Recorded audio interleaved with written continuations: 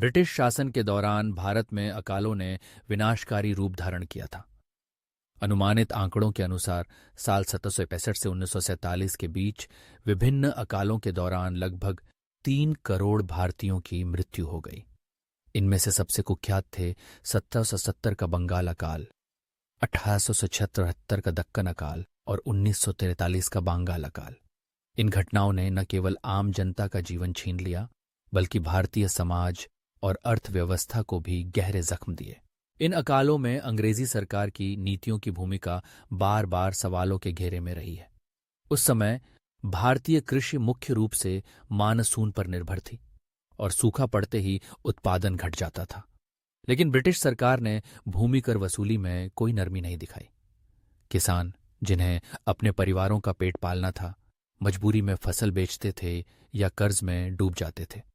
कई बार अनाज होते हुए भी उसे एक्सपोर्ट के लिए बाहर भेज दिया जाता था।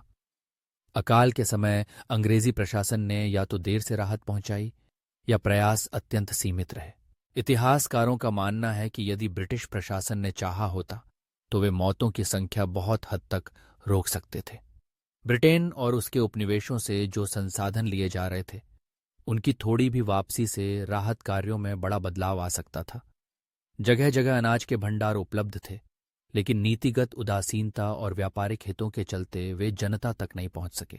इस तरह ये कहना गलत नहीं होगा कि ब्रिटिश प्रशासन की लचर नीतियों, कर संग्रहण की कठोरता, अनाज निर्यात पर जोर और राहत कार्यों की धीमी गति, तीनों मिलकर अकाल को और भीषण बना देते थे।